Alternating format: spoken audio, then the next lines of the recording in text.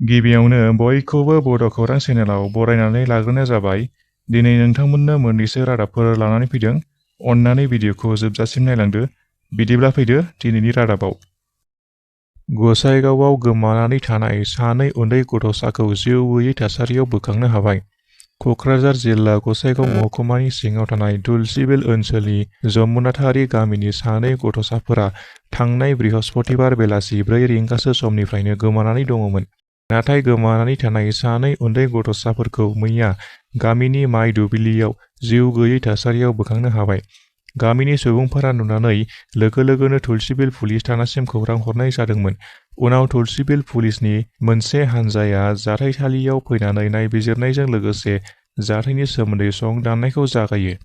मख'नो गोनांदि सोमोनांथावै रुंसारि जानाय उन्दै गथ'साफोरखौ जमुनाथारि गामिनि थागिबि आब्दुल कालामनि फिसाज्ला 10 बोसोर बैसोनि नुरजायल हक आरो गुबुन सासेखौ जामशेर आलीनि फिसाज्ला राफिकुल आली होननानै मिथिनो मोननाय जादों। फारसेथिं बे जाथायनि सायाव गामिनि सुबुंफोरजों लोगोसे ओनसोलनि सुबुंफोरा सोमोनांनायजों लोगोसे सौंखिखांदों आरो थैनाय सासे उन्दै गथ'सानि उदैयाव जोखोम जानायनि दागो दं होननानै मिथिहोदों ओनसोलनि सुबुंफोरा। तामुलपुराव सरकारि सार्भे खालामनायनि मुङाव रां लानायनि दावराव-दावसि थासारि। पार्मानेन्ट हाउस नाम्बार प्लेट बानायनायनि मुङाव रां लानानै खामानि मावनायनि अजद थिखांदों।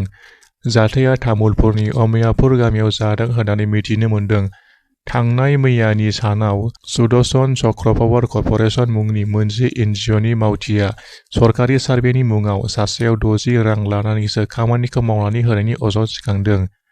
बे जाथायखौ लानानै गामियाव दावराव-दावसिया सोमजिदों।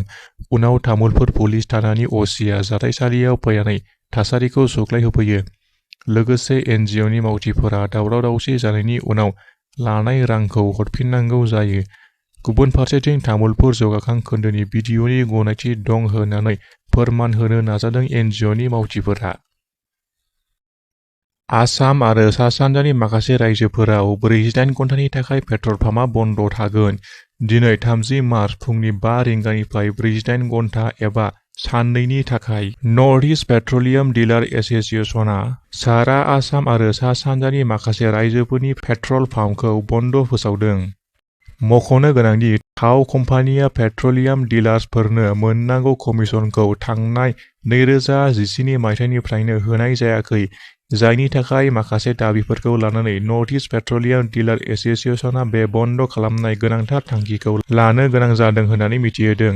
गावसोरनि मोननो गोनां मोनथायखौ थाबैनो सुफुंना होआगौमानि इयुनाव बेफोरबायदि हाबाफारियाबो जालांबाय थागोन होनना मिथिहोबावदों। नर्थ इस्ट पेट्रलियाम डिलार एस'सिएशनआ बे बन्दनि गेजेरजों सारा आसाम नाङैनो आरो दावबायारिफोरा गोहोम गोग्लैनो हागौ, मानोना साननैनि थाखाय बन्द फोसावनानै होनायखौ खौरां मोननाय जादों। लखिमपुराव आसाम पुलिसनि सासे जवाना गोमानानै दङ। गावनि मावबाय थानाय डिउटिनिफ्रायनो गोमानानै दं आसाम पुलिसनि सासे जवाना। गोमानाय पुलिस जवानखौ सतीश्वर दत्त होननानै सिनायथि होदों। मिथिहोनाय बादिब्ला थांनाय 7 मार्चनिफ्रायनो डिउटियाव थानाय समनिफ्रायनो गोमानानै दं सतीश्वर दत्तआ। मख'नो गोनांदि सतीश्वर दत्तआ 15 नं आसाम पुलिस बेटेलियननि 17 नं प्लेटननि हाबिलदार। सतीश्वर दत्तआ पानिगाव पुलिस थानानि बेन्दोङाव थानाय आउट गामिनि थागिबिमोन। सुलुंनिफ्राय फोरमायथिनाय बादिब्ला सतीश्वर दत्तआ करिमगन्ज जिल्लायाव थानाय आसाम पुलिसनि 15 नं बेटेलियननि हेडक्वार्टारनिफ्रायनो थांनाय 7 मार्चनिफ्रायनो दिनैसिम सतीश्वर दत्तनि जेबो खौरां गैया होनना मिथिहोदों। दिनैनि थाखाय एसेखिनियानोसै। आसा खालामो नोंथांमोना रादाबखौ खोनासंनानै मोजां मोनबाय। मोजां मोनदोंबा अन्नानै लाइक खालामदो आरो चेनेलाव गोदानै फैदोंब्ला साबस्क्राइब खालामनानै गालांदो। गोजोन्थों।